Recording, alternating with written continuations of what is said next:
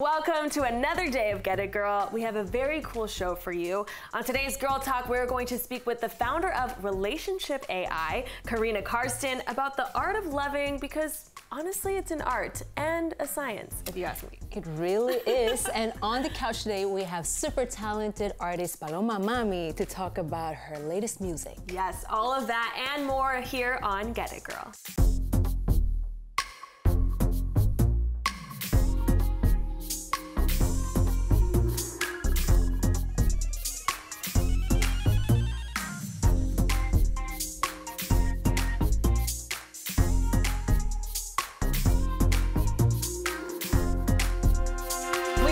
Now by Karina Karsten, an internationally recognized relationship expert, speaker, author, and entrepreneur. Please welcome the founder of Relationship AI, Karina. How are you? I am fabulous. I'm so happy to be here with you guys. Yes, thank you. And you definitely dressed for love today. She has hearts on her jacket and everything. On fire. It's so amazing and super cute. So Thank you. You've had such a long-standing career in the relationship sphere. You've gone from different companies and now you're working on Relationship AI and Love TV. So why love and relationships? Yeah. It really, I had the opportunity to actually live and work around the world as an international model. And I actually lived in Spain for quite a while. Very cool. So I have a deep connection to the passion of the Latin culture. And so I honestly, living in countries like Spain and Italy and Asia, actually different countries in Asia, I became interested in how people related to each other in different cultures and what were the roots of that. Yeah. And so at one point I had an epiphany and I said, you know, I want to come back to the United States and make it my career to empower individuals and couples to really love and honor their heritage, and how do we make that more forward and forward thinking in our current day-to-day activities. So that's how I got interested. Did you feel like you noticed relationships or love in the U.S. was lacking something that you found in the other countries that you visited? Well, as we all are, we're a great melting pot of all of these cultures. But I think, you know, the U.S., it's like once you get into the U.S., it becomes like more of like a melting pot of ideas, and I think sometimes we have to go back to our original roots and connect deeper into the real cultural heritage that we have. And you know, one of the things that I love about Latin culture is the courtship with dance. Yeah, I love dance. There's nothing like it. I mean, the passion that comes through, and just honestly, the respect, the sensitivity, the closeness. It's very intimate, and to me, we can learn a lot from that intimate practice and how to bring that into our homes and into our intimate experiences with one another. So you mean that based on culture, you really find love? Yes. Once you feel like you get the culture and you know your roots, you can give love. Yes, it's easier actually. It's more natural, and so I've spent my whole career looking at those global traditions and how we can all learn from them, like taking a tip from Latin dance, or taking a tip from the Japanese tea ceremony, and how that would actually add some magic and a little intimacy into your own life. And so these are the things that I think we've forgotten and we have to bring back. Which are the countries you feel have found that love the most? I think we all have, but just in our own ways, and we don't even realize it. Like Scandinavian countries are very comfortable with the naturalness of nudity. And honestly, I mean, I think there's a lot to learn from that. Yeah, I could say I'm born and raised in Sweden. She's like, I know that. And we're known as my mom used to say, like in the 70s, 80s, girls were naked everywhere. They're like just showing their bodies. They're like, here I am. And it's true, but they find love and comfortableness by showing their body, but then to show from the heart. it's different. It totally is different. And I've noticed that certain cultures are actually more comfortable in a public setting doing that, and then some cultures are more comfortable in a private setting. And there's something to learn from both. Yes. Now tell us about Relationship AI. Yes. So Relationship AI is a new dating tracking app. So if you're actively dating, whether that's someone you met in person or on an app or more than one app, this is your relationship buddy that you can actually start to make sense of all your dating activity and see your dating progression through adding your matches, adding your interactions, and then you evaluate each and every experience from text to a date. And we give you data feedback to tell you how well it's actually going, so you can make your best relationship decisions. Because we so often we tend to just change the facts, right? Because we're so emotionally involved. We're like, no, he didn't ghost me. Yeah. But then your app will be like, yes, honey, he did ghost you, and you need to move on. And you can add your friends, and they don't even need to be dating. So they can see the process exactly, and they can give you feedback. Oh my gosh, Karina, thank you so much. I mean, we could talk all day about this. How can people find you online so they can learn more about Relationship AI and Love TV? Sure, KarinaKarsten.com or relationship-ai.com.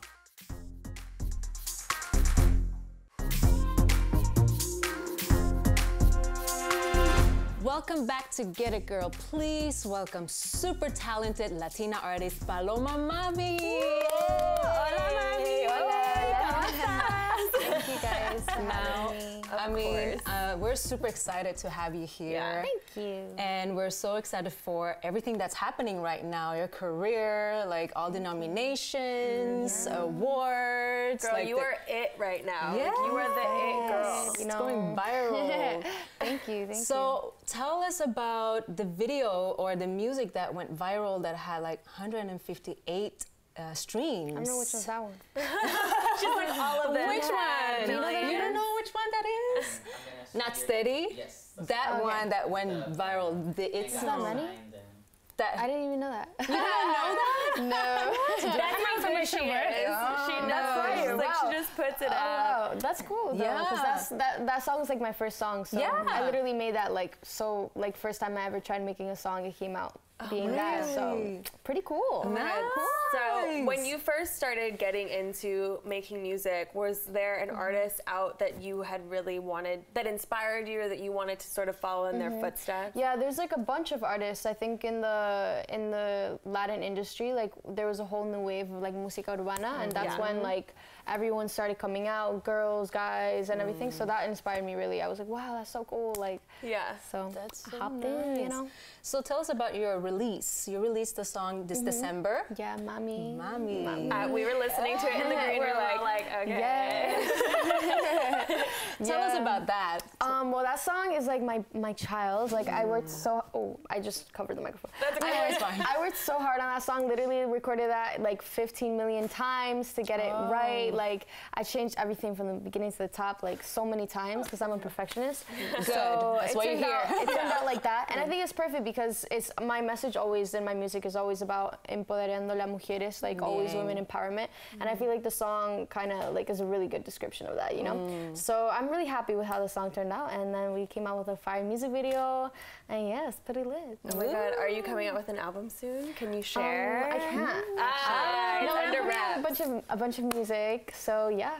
That's incredible. Now, I was reading an article that was just talking about you, and it was basically saying, like, you're carrying this new, like, the Latin music scene and hip hop, it's not anything new, but in mainstream it really has just totally crossed over. But you're kind of working more with some R&B as well. Yeah, for sure. So where did your love of R&B come from? Did that come from any other Latin artists, or was it you know, something you discovered? I think like the mix of being born and raised in New York like helped me a lot, because that's where I got like my R&B love. Like that's where I got the love for that. Hip hop, like all all that type of music, and in Chile is like where I got the love for urban Latin Spanish music. So I feel like that mix is what made my sound today. Yeah. Because I love R&B, and I feel like in Spanish it still doesn't exist like how it should. Like it does not exist, you know.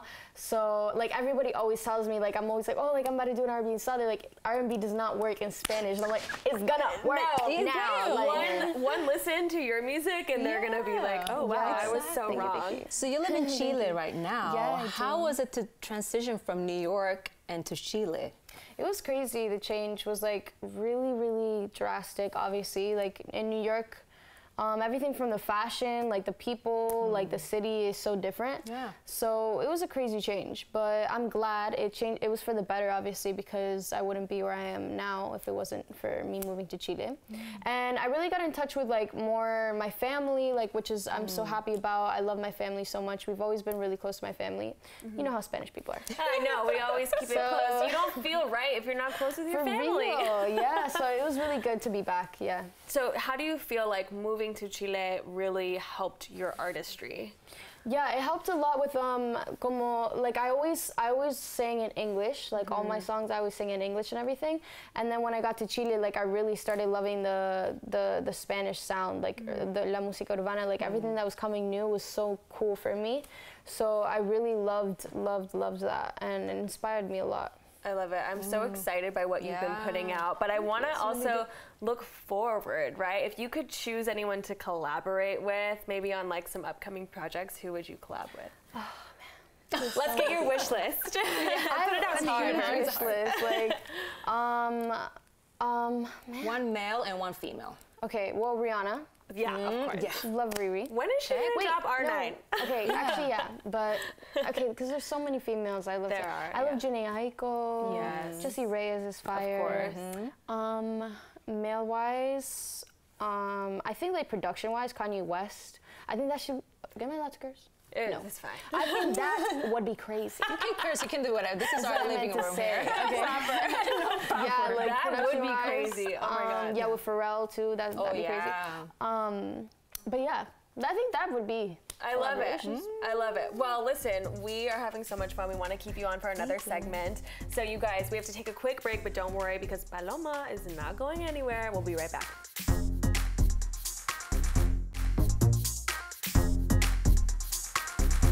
Welcome back, guys. We want to get to know Paloma Mami a little bit more, so we're going to play a customized game called What Paloma Mami Would Do.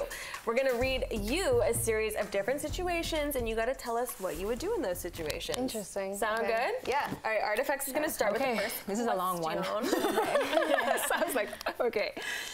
You get back from a long day of work, and when you get home, your significant other who hasn't been working asks you, what are you making for dinner? Oh, hell no. Well, luckily I don't cook. So I say, I'm sorry, like, what are you talking about? You know I don't cook. I never, no.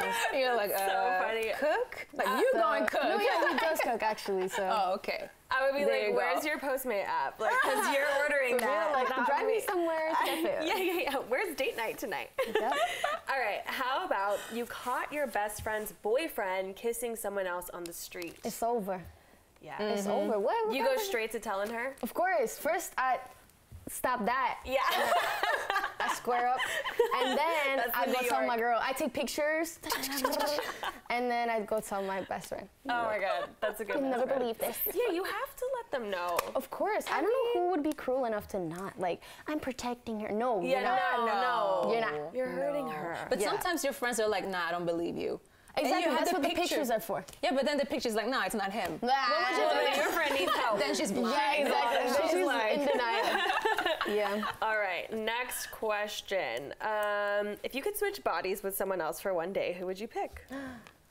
Oh, Salma Hayek. Oh my Oh, we just talked about her. Did Did you really? She She was was just. what was it? The Golden Globes? That Yeah. She's. That was a corset, though. fabulous. That was like underwear. Wow. it was. Yeah. Well, she That did was it. she looked good. That was underwear. She did it. Whatever she Open her did, I need to choo-choo do that up too. Crazy. She's amazing. Yeah. Yes. That's a good choice. I always choose her, actually. I've gotten that question before, and I say Salma Hayek. I don't know why. I love it. So if you had the one ring of Lord of the Rings, would you keep it or destroy it? Have you seen Lord of the Rings? Of course, Okay, yeah. cool. Some people haven't. I would. And I wouldn't get it. What? I'd just leave it there. I guess. Is that an option? Touch it? No. Yeah. Is that an option? I'll leave it. Just yeah, mind you my don't business. get it. That's someone else's problem. Yeah. Okay, I saw what happened to Frodo. I saw what happened to Smeagol. I don't need that happening Mind to my you. business. What if you don't know? What if you Well, don't I know saw the anything movie. about the rings? Oh well. At all.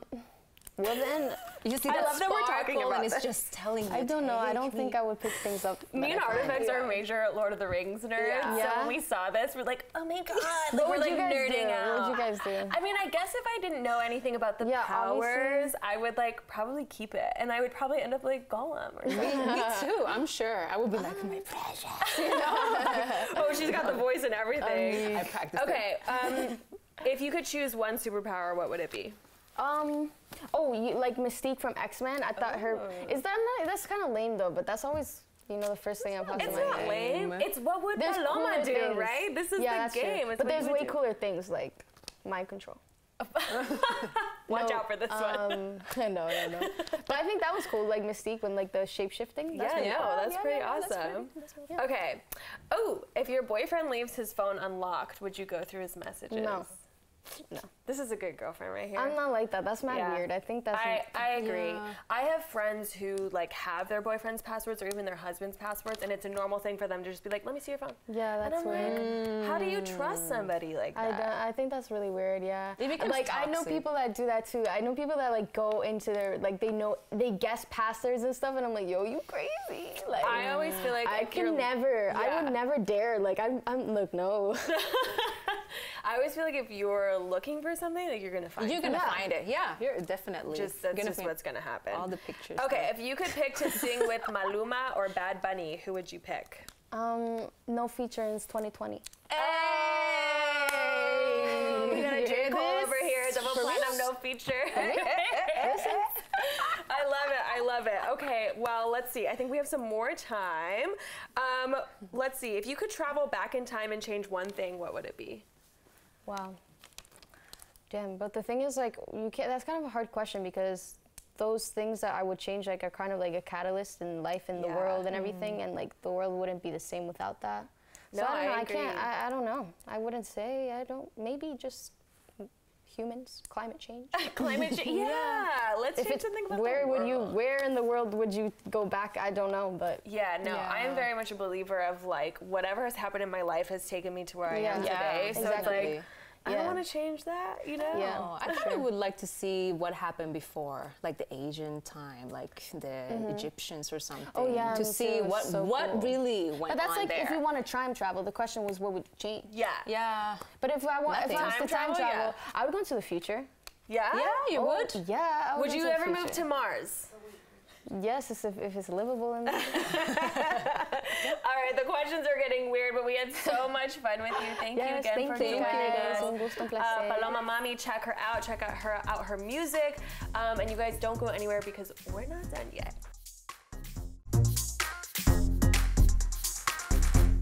Welcome back to Get It Girl. In our next video, we have a radio personality, Cece La Mamacita, sharing with us how she was insecure about her body weight and what she did to overcome it. Check it out. Hi, I'm Cece. I'm from LA. I'm on Power 106. I'm a philanthropist and I'm insecure about my weight. Esa Soy Yo. I started feeling insecure about my weight when I ended up diving more into the entertainment industry and social media popped up. Everybody was access to all these comments and I started getting a lot of backlash on social media, not because of my work ethic, only because of my weight. That played a big part of my insecurity. Things that I would hear, or actually I would read, is if I looked like you, I would have killed myself by now. You have skin like a pig skin. You don't deserve to be in the industry. You're too fat to be on television. There was a lot that I got, and at first it really stung, and I think that I started paying attention to the way I looked, and I started being very picky about the way I present myself because of the comments. You know, I think in this world of social media, there's just a lot of trolling going on. And I think that it gives people the access to voice their opinion. We live in such an ugly world right now, and it's really negative. It's a very, very negative world, and it's mirrored through social media. I had to learn to tune those people out, and I had to learn to embrace the good and not worry about the comments, but it took me a long time to get to that point. The insecurity came with spectators, really. It wasn't within the entertainment industry. You know, I've worked for Jennifer Lopez when I did The Collective on Nuvo TV. The funny story is that when I got hired, I went like on this crash course diet because I saw all the girls and they looked like this skinny, right? And I wasn't that. So I went on this crash course diet trying to lose weight. It was actually Linda Lopez, Jennifer Lopez's sister, that pulled me aside and said, please don't change who you are and what you look like. That's the reason why you're on this network. That made me feel really comfortable, and then I had to really put it in perspective that there's a lot of women that look like me and they needed somebody to stand up and to speak for them. There's younger women that are approaching me now. They're watching how I handle it. So I had to learn that this was bigger than me. These comments and the trolls and the haters, it's bigger than me. I had to remember that there was people watching me. And when I had younger women come up to me and tap me on the shoulder and say, oh my God, Cece, you're so confident in the way that you carry yourself. Can you teach me? It broke my heart. And I realized that I was here for a certain purpose. If you're being bullied online, you know, about your looks or about your weight, one, block them, okay? That's the easiest thing you can do. There's no reason to torture yourself. Delete the comment and block. Love yourself for who you are. And if you want to lose weight, take the steps, but not to satisfy anybody else or not to make them happy, to be more healthier because you want to live a better life. And we are beautiful in our own right. We have our own contributions, and just learn to rely on that. Take it a little easy on yourself. Love yourself. Spend time with yourself. Know who you are. When you know who you are, that's where the confidence comes from. At the time when I let the insecurity get to me, it's probably because at that moment I really didn't know who I was. And then I grew into the person that I am today. You can tell me whatever you want and it bounces right back off. I know who I am. I know my worth. I know what I contribute. I know I'm a loving person. I know I'm a good person. And I know at the end of the day, that's all that matters. Hi, I'm Cece. I'm from LA. I'm a radio personality on Power 106. I'm a philanthropist, and I love being a thick Latina. You know what they say? Real women have curves. Esa Soy Yo. And that was it for today. Please don't forget to follow us on Get It Girl TV and LA TV Network. See y'all next time. See ya.